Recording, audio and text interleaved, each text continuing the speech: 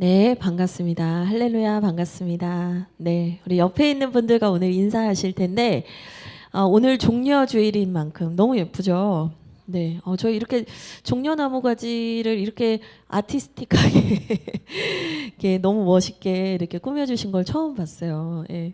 오늘 종려주일이다 보니까 옆에 있는 분들과 호산나 하면서 인사하겠습니다. 네, 큰 소리로 호산나 하셔도 됩니다. 네, 우리 옆에 있는 분들과 인사하겠습니다. 호산나. 네, 잘했습니다. 우리 대훈이에게는 이 몸 안에 숨겨져 있는 스피커가 있거든요. 예, 너무 멋져요. 이 성경에도 보면 젖먹이들과 아이들이 예수님이 입성하실 때 호산나 큰 소리로 외쳤다라는 기록이 있거든요. 그러니까 우리 대훈이와 같은 어린 아이들이 그 예수님을 경험하고 만나는 것이 하나님의 기뻐하신 뜻인 줄 압니다. 네, 오늘 말씀을 좀 함께 볼 텐데요. 오늘 말씀은 요한복음 13장 1절에서 7절까지의 말씀입니다. 13장 1절에서 7절까지의 말씀을 저와 여러분이 교독하도록 하겠습니다. 유월절 전에 예수께서 자기가 세상을 떠나 아버지께로 돌아가실 때가 이른 줄 아시고 세상에 있는 자기 사람들을 사랑하시되 끝까지 사랑하시니라. 예수를 팔려는 생각을 넣었더라. 저녁 먹는 중 예수는 아버지께서 모든 것을 자기 손에 맡기신 것과 또 자기가 하나님께로부터 오셨다가 하나님께로 돌아가실 것을 아시고 저녁 잡수시던 자리에서 일어나 겉옷을 벗고 수건을 가져다가 허리에 두르시고 이에 대야에 물을 떠서 제자들의 발을 씻으시고 그 두르신 수건으로 닦기를 시작하여 시몬 베드로에게 이르시되 베드로가 이르되 주여 주께서 내 발을 씻으시나이까. 함께 읽겠습니다. 예수께서 대답하여 이르시되 내가 하는 것을 네가 지금은 알지 못하나 이후에는 알리라. 아멘. 네, 오늘은 제가 처음 인사할 때 말씀드린 것처럼 종려주일이에요. 그래서 왕이신 예수님이 우리를 구원하시기 위해서 예루살렘에 입성하신 것을 기념하는 절기입니다. 그래서 예수님이 왕으로 오셨다 우리가 말할 때 종종 뭐라고 하냐면 예수님이 바로 겸손의 왕으로 오셨다 이렇게 많이 얘기를 해요. 이 예수님께서 왜 겸손의 왕으로 오셨는가? 하늘 보좌에서 하나님과 동등한 분으로 계셨던 분이 인간이 되셨고 심지어 인간이 되신 데서 멈추신 것이 아니라 우리를 위하여 죄인의 자리로 가셨고 십자가에 달리셨고 죽기까지 낮아지셨다. 그래서 우리는 예수님을 겸손의 왕이라고 합니다. 그래서 이 예수님의 이 사역을 예표하기 위해서 구약의 선지자들도 예언을 했고 또 예수님도 그 예언을 성취하기 위해서 이 예루살렘에 들어가실 때 특별한 동물을 타고 들어갑니다. 자, 퀴즈입니다.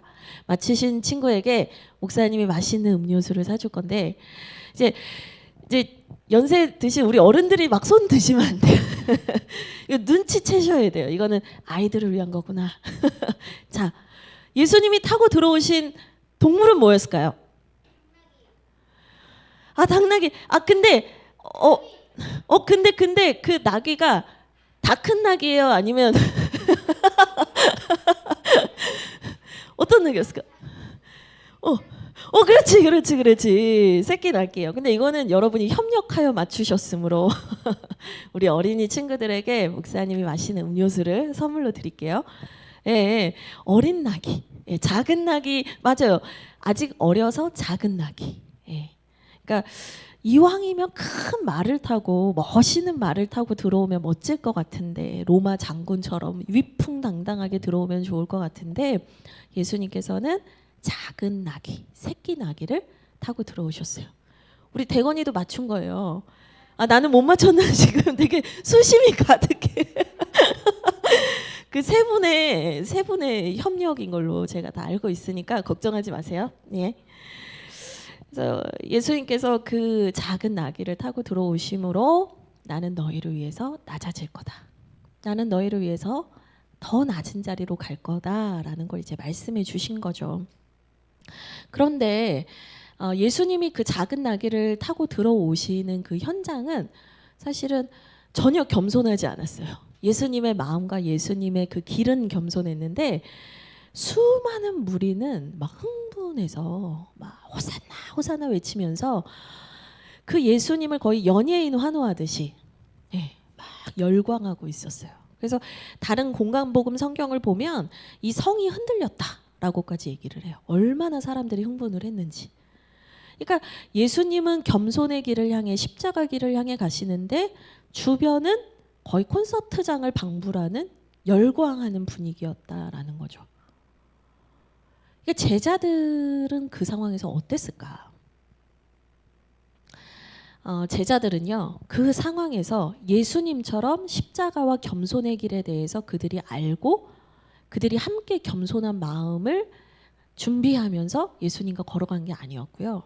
그 무리의 함성에 그들도 도취돼서 그들의 마음에는 와, 우리 예수님이 이러다 왕이 되겠는데, 로마의 통치로부터 우리를 자유케 해방시켜 주시는 유대인의 왕이 되실 거라는 그 기대감이 막 너무 커지기 시작했어요.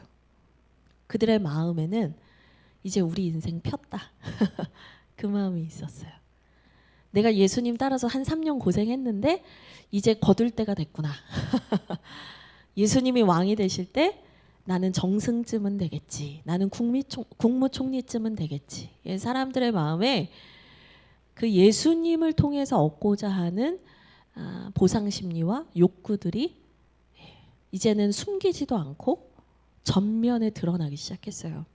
그래서 그로 인해서 일어났던 일이 뭐냐? 이 제자들의 서열 전쟁이에요. 제자들이 누가 크냐로 싸우게 되는데, 오늘 말씀에는 나오지 않지만 누가복음 22장 24절을 보시면 이런 말씀이 있습니다. 또 그들 사이에 그중 누가 크냐 하는 다툼이 난지라.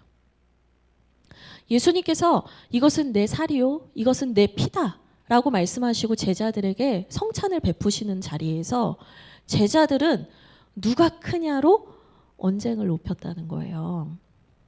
그러니까 오늘 밤 안에 이거를 잘 서열 정리를 해야 이 사람들이 이제 예수님의 대관식을 할 때 우리가 이제 탁탁 서로 맞는 자리에 서게 될 거다라는 이제 기대를 했던 것 같아요. 네, 그 예수님이 잡히시던 날 밤은요, 예수님은 십자가를 준비하고 계셨는데 제자들은 자신의 욕구와 자신의 보상 심리로 그 마음이 들끓고 넘쳐나는 밤이었다라고 합니다.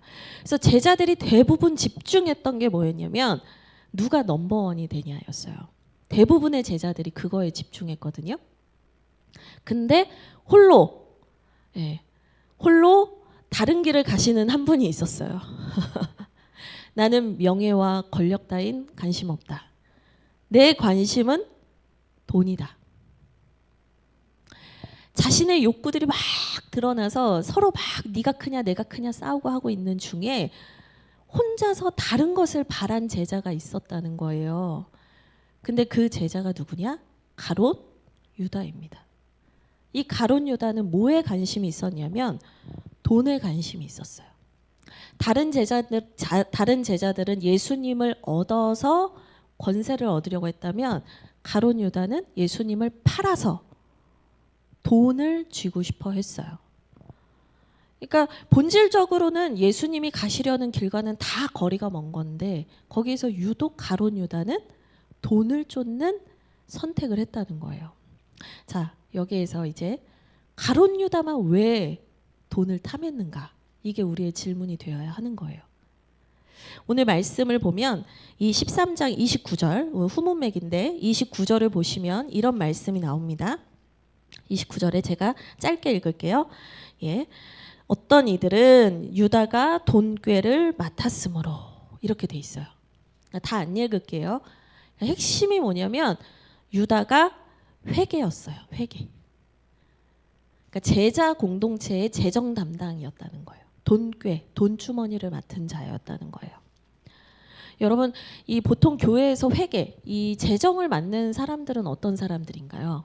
이제 우리 최 목사님께서 계산을 잘하고 합리적이고 똑똑한 사람이다. 오전 예배 때 이 말씀도 해주셨어요. 근데 저는 그거 플러스 오후 예배의 장점이 이건 것 같아요. 목사님이 해주신 좋은 말씀에 더하여 설교할 수 있다는 장점이 있는 것 같아요. 이성적이고 계산적인 것도 있지만 제일 중요한 게 뭔지 아세요, 여러분? 돈은 제일 신뢰하는 사람한테 맡기는 거예요. 여러분, 재정을 회계 담당자를 그냥 어제 등록하신 분한테 맡기는 교회는 아무도 없어요. 그렇잖아요. 가장 믿을 만하고 신뢰할 만한 사람. 그러니까 가룟 유다는 어떤 제자였다는 거예요. 제일 믿음직스러운 제자 중에 하나였다.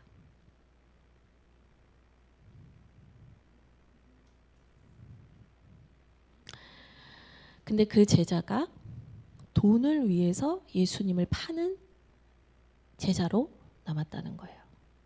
그럼 여러분 처음부터 유다가 그랬을까? 가룟 유다가 처음부터 그렇게 돈에 그 마음이 그렇게 순식간에 뺏겼을까?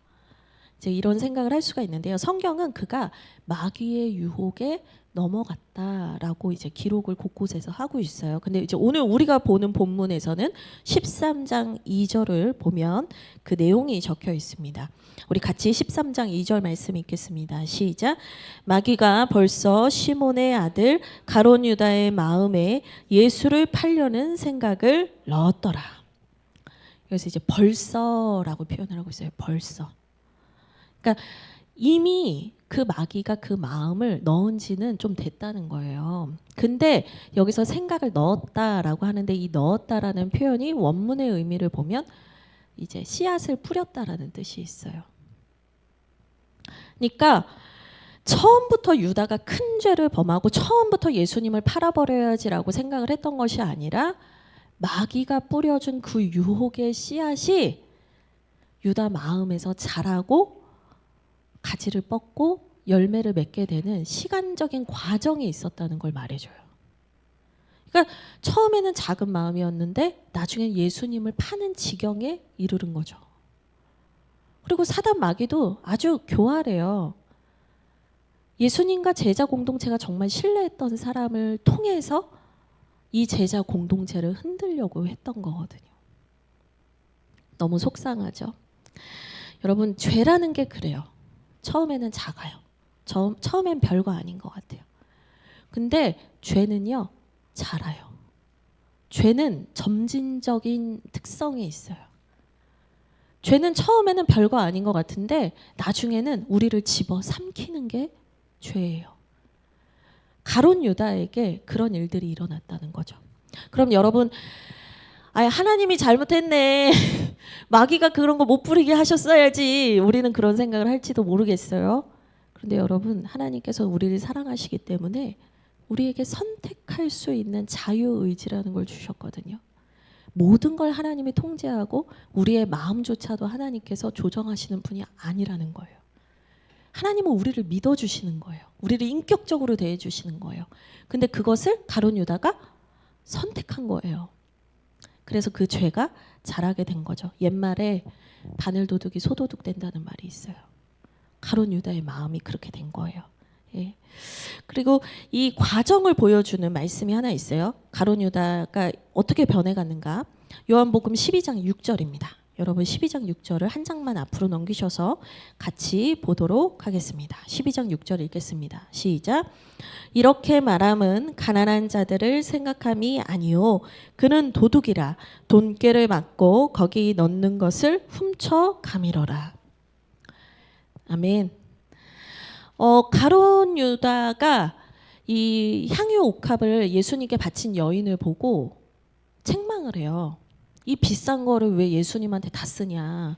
이 돈이면 가난한 자들을 도와줄 수 있는 돈인데 너 이렇게 사치 심한 여자야? 막 이러면서 뭐라고 했다는 거죠. 근데 사실은 그가 왜 그런 말을 했는가 보면 사실은 이 사람이 돈꾀를 쥐고 있다가 가끔씩 거기에서 돈을 뺐었다는 거예요. 자, 여기서 생각해 보세요. 여러분 처음에는 우리나라 돈으로 그냥 말하면 처음에는 1,000원 정도였을 수 있어요. 근데 그게 10,000원이 되고 그게 점점 액수가 커지는 거예요. 지금 여기에서 말하는 거기에 넣는 것을 훔쳐간다라는 게 일회적인 표현이 아니에요. 반복되는 표현을 말하는 거예요. 그 마귀가 뿌려준 그 씨앗, 마귀가 이제 하려고 한 것은 가룟 유다로 하여금 예수님을 팔게 하고 그가 그 예수님을 팔았다는 죄책감에 빠지게 하는 거였겠죠. 근데 처음부터 마귀가 그런 모습으로 가룟 유다를 속인 게 아니었다. 처음에는 그 돈꾀를 맡은 자였기 때문에 돈의 달콤함을 느끼게 했다라는 거죠. 여러분, 근데 저는 여기에서 죄의 점진성에 대해서도 말씀을 드렸지만 진짜 더 여러분에게 꼭 들려드리고 싶은 하나님의 메시지가 있어요. 그게 뭐냐면 진짜 무서운 것은 주님을 위해 섬기는 사역의 자리에서 가룟 유다가 그 마귀의 유혹을 잘하게 한 이유가 뭐냐? 주님과의 관계가 끊어져 있었다는 거예요. 핵심은 그거예요. 만약에 주님과의 관계가 계속 견고하게 이어져고 있었다면 그런 유혹이 왔어도 금방 빨리 뉘우치고 돌이키고 끊어내고 회개했을 거예요. 근데 가룟 유다가 뭐냐? 주님과의 관계가 끊어져 있었다. 여러분, 이거 진짜 무서운 거잖아요. 우리가 보이는 자리에서는 다 사역을 해요. 봉사를 해요. 사명을 감당해요. 하나님의 일을 한다고 해요. 그런데 주님과의 관계가 없이 하는 모든 사역과 사명의 자리는 오히려 우리를 넘어지게 하는 자리가 될 수 있다라는 거예요. 예전에 유진 피터슨 목사님이라는 분이 이런 말을 했어요. 나는 하나님을 팔고 싶지 않다. 가룟 유다만 이상한 사람이어서 그 예수를 팔려고 했다는 게 아니라는 거예요. 이 말이 말해주는 게 뭐냐면 우리 마음에도 우리도 겉으로는 사역을 하고 교회를 섬기고 봉사를 하고 하나님을 믿고 따른다라고 말할 수 있지만 하나님과 전혀 관계없는 상관없는 사람으로 살고 있을 수 있다는 거예요. 그렇다면 우리도 하나님을 팔 수 있는 사람이 될 수 있다는 거예요. 이 가룟 유다는 천하에 때려 죽일 나쁜 놈이 아니고 사실은 우리의 모습인 거예요. 하나님을 팔아서 내 욕구를 실현하고 내 욕구를 채우고 하나님을 팔아서 나를 증명하고 싶은 욕구들 제자들에게만 있었다는 게 아니죠. 사랑하는 여러분, 여러분께서 꼭 기억하셔야 되는 게 있습니다. 여러분, 관계보다 일이 우선될 때 우리는 하나님을 파는 자가 될 수 있습니다. 우리에게 진짜 중요한 건 하나님과의 관계입니다. 주님과의 관계예요. 사명은 그 주님과의 관계, 하나님과의 관계에서 이게 피어날 때, 그 관계로부터 시작될 때 아름다운 열매를 맺는 것입니다. 이것을 잘 보여주시는 한 분이 계시죠. 바로 우리 예수님이세요. 이 예수님이 이 하나님과의 관계성 위에서 얼마나 아름다운 사명의 길을 걸어가셨는가, 이걸 보여주는 게 바로 오늘 요한복음 13장이라 하겠습니다. 1절의 말씀 우리 함께 읽겠습니다. 같이 읽겠습니다. 시작. 유월절 전에 예수께서 자기가 세상을 떠나 아버지께로 돌아가실 때가 이른 줄 아시고 세상에 있는 자기 사람들을 사랑하시되 끝까지 사랑하시니라. 아멘. 이 먼저 살펴볼 중요한 단어가 있는데요. 여기서 뭐냐면 아버지께로 돌아가실 때가 이른 줄 아시고 하는 단어예요. 아시고. 이 아셨다라는 단어거든요. 이 아셨다라는 단어가 원문의 의미를 뉘앙스를 좀 더 살려서 번역을 하면 뭐냐면 하나님과의 친밀한 관계성 안에서 자신이 하고 있는 일이 무엇인지 알고 계셨다라는 의미예요. 그러니까 예수님 혼자 그냥 상상 속에서 나는 이런 일을 하고 있을 거야 이게 아니라 하나님과의 매일 교제, 매 순간의 교제, 그 하나님과의 친밀한 교제 안에서 내가 지금 어디에 있고 내가 누구고 내가 뭘 하고 있는 사람인지를 아셨다는 거예요. 그래서 예수님은요 그냥 하신 일이 하나도 없는 거예요. 이 땅에 오셔서 하셨던 모든 공생애의 사역들이 예수님께서 십자가를 지시고 부활하시기까지 그 모든 사역들은 하나님과의 관계성 안에서 하신 순종의 사역이었다는 거예요.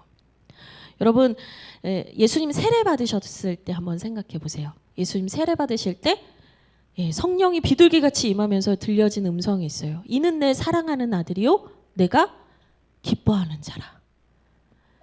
공식적인 사역을 시작하기 전에 하나님과의 관계가 무엇인지 들려주셨단 말이에요. 관계가 먼저였단 말이에요. 관계가. 또 예수님께서 공생애 사역하실 때 너무 피곤해요. 막 무리가 맨날 쫓아오니까 예수님이 쉴 틈이 없어요. 근데도 예수님이 어떻게 하셨는가? 새벽에 홀로 한적한 곳에 가셔서 기도하셨다라는 표현이 누가복음에 수없이 나와요. 무슨 얘기냐면 예수님은 계속해서 그 하나님과의 깊은 관계성 속에서 자신이 누구신지를 아셨고 자기가 할 일에 대해서 아셨다는 거예요. 오늘 말씀 3절에도 그 예수님께서 아셨다는 표현이 또 나와요. 그러니까 이 동사가 오늘 본문에서 엄청 중요한 거거든요. 우리 3절 말씀도 한번 읽어보겠습니다. 읽겠습니다. 시작. 저녁 먹는 중 예수는 아버지께서 모든 것을 자기 손에 맡기신 것과 또 자기가 하나님께로부터 오셨다가 하나님께로 돌아가실 것을 아시고. 이게 똑같은 단어예요. 똑같은 단어예요. 그러니까 하나님과의 그 깊은 관계가 예수님의 모든 사역과 모든 삶의 순간에 영향을 미치고 있었다는 거예요.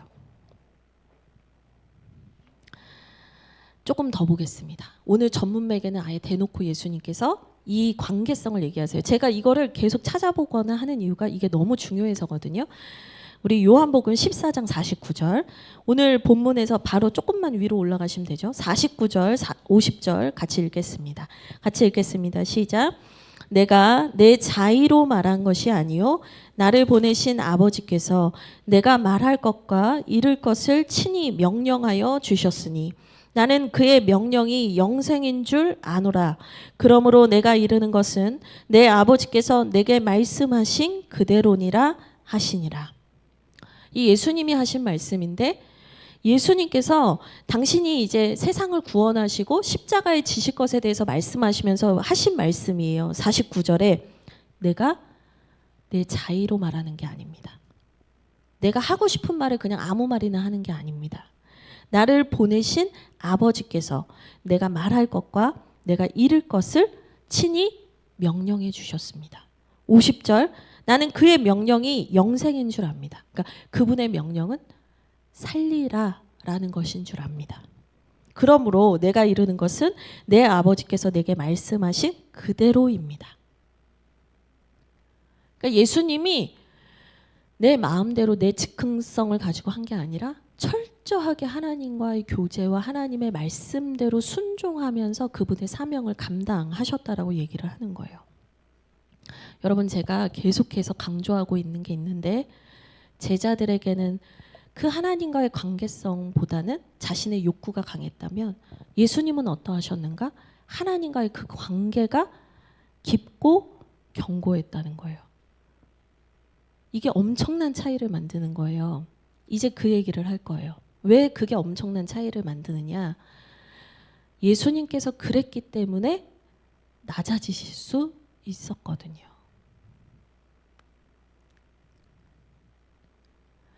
그러니까 우리가 이 본문을 볼 때 무슨 생각을 하냐면 이거 예수님이니까 이렇게까지 사랑하셨지. 우리는 연약하고 죄인이고 사랑이 없어서 그렇게 사랑할 수 없다. 우리는 그렇게 그냥 포기해버리거든요. 근데 예수님이 여기에서 너희는 못하는 걸 나는 하지롱 이런 걸 보여주시려고 이 본을 보여주신 게 아니란 말이에요. 하나님과의 깊은 관계를 가지고 있는 사람이 선택하는 길과 사명은 전혀 다르다는 걸 말씀해 주시는 거예요. 예수님은 그 관계성이 있었기 때문에 낮아지실 수 있었다는 거예요. 여러분 예수님은 그래서 타인의 말에 휘둘리지 않은 거예요. 내 중심에서 그 하나님과의 관계가 나를 든든하게 붙들어주고 있는 거예요. 그러니까 사람들의 말에 휘둘리지 않아요. 그러니까 자신을 환호하고 띄워주는 무리한테 막 정신이 팔리지 않는 거예요. 여전히 무지하고 예수님의 마음을 알지 못하는 제자들을 보면서 실망하거나 분노하지 않을 수 있는 거예요. 자신을 배신할 가룟 유다를 보면서도 그를 사랑하시기로 선택하실 수 있는 거예요. 오늘 말씀에 보면 끝까지 사랑하셨다. 이 끝까지가 영원이라는 뜻이 있어요. 영원히 사랑하셨다는 거예요. 그리고 이제 그 초대교회 이제 기록에 따르면 여기서 누구 발을 제일 먼저 씻어줬을까 이런 질문을 초대교회 분들 많이 하셨던 것 같아요. 근데 이제 교부 중에 크리소스톰이라는 분은 무슨 얘기를 하냐면 예수님이 제일 먼저 발을 씻어준 사람이 가룟 유다였을 것이다라고 얘기를 하고 대부분의 초대교회의 그 증인들이 그것을 지지해요. 제일 예수님을 배신할 것 같은 그 사람의 발을 가장 먼저 씻어주셨다는 거예요. 여러분, 우리가 하나님과의 관계가 내 마음의 중심이 되지 않으면 우리 마음은 일렁이는 파도에 움직이는 배 같아요. 왔다 갔다 해요. 마음이 2개, 10개로 분열돼요. 근데 주님이 어떻게 이런 일을 하실 수 있었는가? 그 하나님이 나를 사랑하시고 나를 존귀하게 여기시고 나에게 이 귀한 사명을 맡겨주셨다라는 것이 그분의 관계 안에서 너무나 견고하고 든든하게 붙들려 있는 거예요. 그러니까 나 공격하고 나 미워하고 나 괴롭히는 사람에 대해서도 축복할 수 있는 거예요. 왜? 그 사람이 나를 해할 수 없는 걸 아니까요. 그분 안에서 내가 안전하니까요. 누가 나를 함부로 대하든 내가 종이 돼서 이 제자들은 도무지 선생님을 선생님으로 대해주지 않는 녀석들인데 내가 친히 이들을 위해서 종이 되는 것도 기꺼이 할 수 있는 거예요. 왜? 내 마음의 중심이 든든하니까요. 여러분, 오늘날 현대인들에게 되게 중요한 화두가 있어요. 그게 뭐냐면 자존감이라는 거예요. 그 서점에 가보면 자존감에 관련한 책이 진짜 많이 널려 있어요. 교보문고에 가면 제가 요즘은 우리나라는 돈 벌게 해주는 책이랑 심리학 관련한 책밖에 없는 것 같아 이러거든요. 그러니까 자존감이라는 게 하던데 이 자존감이 뭐냐면 내가 나를 존중하는 마음이잖아요. 네. 타인의 평가나 외부의 환경에 의해서 흔들리지 않을 수 있는 내가 나를 사랑하고 존중하는 마음이에요. 그러니까 요즘 사람들이 그 자존감에 대한 그 뭐랄까 관심이 많아요. 왜 그러냐? 요즘 사람들은 모르겠어요. 이게 왜 이런 트렌드가 생겼는지 모르겠는데 되게 귀티나 보이고 싶어해요. 우리나라 사람들이 더 그런 것 같아요. 외국인들이 우리나라 여행 오면 한국인들은 왜 이렇게 다 반짝반짝거리고 샤이니하고 다 이렇게 멋있게 하고 다니냐고. 그러니까 귀티나 보이고 여유 있어 보이고 싶어하고 되게 사랑 많이 바란 좋은 집에서 사랑 많이 받고 자란 되게 좋은 사람인 것처럼 보이고 싶어 해요. 제가 볼 땐 그게 그래서 이 요즘 자존감의 화두가 된다고 생각해요. 근데 반대로 내가 누군가에게나 여유 있어 보이고 사랑 많이 받고 평안해 보이고 담대한 사람처럼 보이고 싶어 하지만 우리 안에는 숨겨진 곳에는 보이지 않는 곳에는 쫄보가 있어요. 누가 나한테 조금만 한마디만 해도 부들부들거리고 막 버럭하고 다중이가 있어요. 다중이. 여러분 모르시는군요. 옛날 개그 콘서트에 캐릭터가 있었어요. 다중이라는 캐릭터가 있었어요. 너무 달라. 앞에서의 나와 뒤에서의 내가 너무 달라요. 그러니까 이 결론이 뭐냐? 이중적인 삶을 살게 되거든요. 여러분 그때부터 마귀가 이 틈을 치고 들어오는 거예요.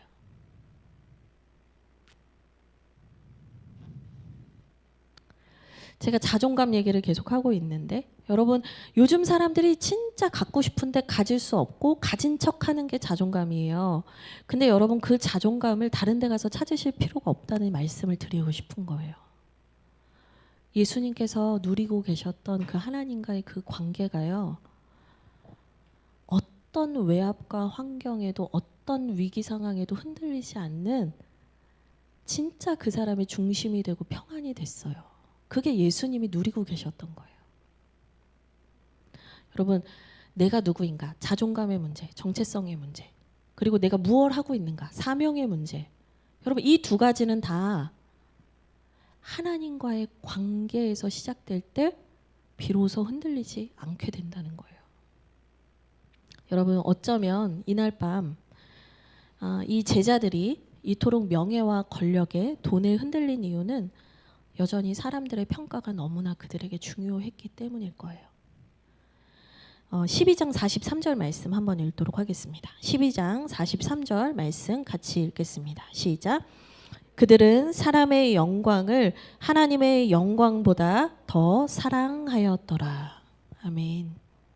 지금 이거는 이제 제자들에 대한 얘기는 아니고 그 유대 종교 지도자들 중에서 예수님을 믿는 사람들이 있었대요. 근데 이제 두려워가지고 자기가 제자라는 사실을 못 밝혔는데, 그 못 밝히는 이유가 뭐냐면 하나님의 영광보다 사람의 영광을 더 중요하게 여겼다는 거예요. 근데 이게 당시 그 종교 지도자들 중에 숨어있는 제자들뿐만 아니라 예수님 옆에 있는, 예수님과 3년 반을 함께 지냈던 예수님 바로 옆에 있었던 그 제자들에게도 동일한 문제였다라는 거예요.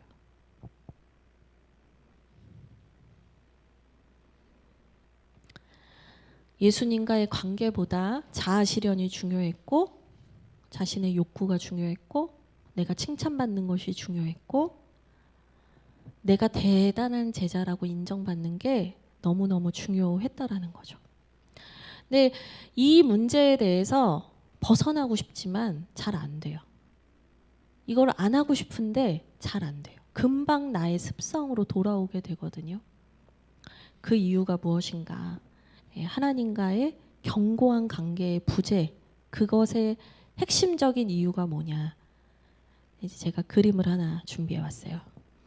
네, 지금쯤 이제 여러분이 막 몽롱해지실 수 있어서 이게 그림이라고 하기엔 너무 단순하죠? 하나님과 예수님 사이에 뭐가 있어요? 없어요. 그러니까 그 두 분은 어떠한 벽도 없는 깊은 관계를 맺고 계시는 거예요. 그 하나님과 예수님의 관계성 안에서 예수님은 뭐 누가 뭐라고 하든 뭐 괜찮아요. 왜? 아무것도 막는 것이 없어요. 근데 예수님과 우리 사이에는 뭐가 있어요? 죄가 있는 거예요. 아주 단순해요.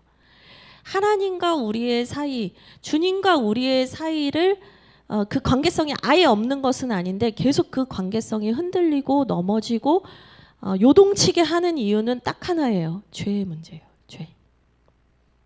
어느 날은 하나님이 너무 좋았는데 어느 날은 하나님이 너무 원망스럽고 왔다 갔다 하는 거예요. 여러 개의 마음으로 사는 거예요. 그 두 가지 마음의 분열 속에서 뭐 10개로 분열된 사람도 있겠지만 어쨌든 계속해서 하나님을 온전히 알아가고 사랑하지 못하고 계속해서 그 하나님과의 관계에서 벗어나는 행동들을 해요. 왜 그러냐? 이 죄라는 게 그 주님을 바라보는 우리의 눈을 왜곡시키기 때문이에요. 하나님 날 사랑하시지 않을 거야. 하나님 나에게 관심이 없으실 거야. 하나님은 내가 이렇게 살든 저렇게 살든 아무렇지 않으실 거야. 여러분, 오늘 성경에서 뭐라고 하시냐면 주님께서 자기 사람들을 사랑하시되 끝까지 사랑하신다고 하셨거든요. 근데 우리가 신앙에서 하나님과 소원해지고 넘어지는 지점을 보세요. 그때 우리 안에서 들려오는 소리가 뭐냐면 예수님 날 사랑하시지 않아. 예수님 날 혼자 두실 거야. 왜곡된 소리가 들려요. 근데 우리는 자꾸 이 왜곡된 소리만 없애려고 한단 말이에요. 진짜 중요한 건 계속해서 하나님과 나의 관계를 막아서는 그 본질적인 죄에 대한 부분을 뽑아야 돼요. 그래서 여러분, 예수님께서 제자들의 발을 씻으신 거예요. 그래서 발을 씻으신 거예요. 그러니까 갑자기요? 무슨 말이냐면 여러분, 예수님이 제자들의 발을 씻으신 이유가 누가 크냐 논쟁이 한창 벌어지고 있었던 때로 보여요. 근데 예수님은 3절, 4절, 5절 보세요. 조용히 행동은 하시는데 아무런 말씀을 안 하세요. 제자들한테 설명하지 않았단 말이에요. 조용히 침묵 속에서 묵묵히 그저 종의 모습으로 섬기는 행동만 보이세요. 그러니까 이게 첫 번째는 섬김의 본이 되시고 제자들에게 서로의 발을 씻어주는, 너희가 서로가 서로에게 종이 돼야 된다라는 섬김의 메시지를 주시기 위함도 있어요. 그러나 여기에는 더 큰 의미가 있어요. 뭐냐면 앞으로 예수님께서 십자가에 달려 죽으심으로 그분의 피를 쏟으셔서 제자들의 가장 추악하고 더러운 죄를 내가 해결하겠다라는 메시지예요. 우리의 가장 더러운 죄를 예수님께서 씻어주시겠다라는 선언인 거예요. 여러분, 발이라는 게요, 옛날부터 가장 더럽고 추악한 것으로 상징이 됐어요. 우리의 가장 더러운 죄, 가장 하찮게 여기는 부위라고 생각한단 말이에요, 사람들이. 근데 주님이 그 발을 씻으셨다는 게 뭐냐면 하나님과 우리의 관계를 막고 있는 그 깊은 단절을 초래하는 근원적인 죄를 주님께서 이제 십자가에 달리심으로 해결하시겠다는 거예요. 예수님은 아시는 거예요. 이 죄의 문제의 해결이 없이는 제자들이 나아질 길이 없는 거예요. 조금만 위협을 가해도 예수님 모른다고 3번 부인할 거고, 조금만 위협해도 예수님 버려두고 알몸으로 도망갈 거고,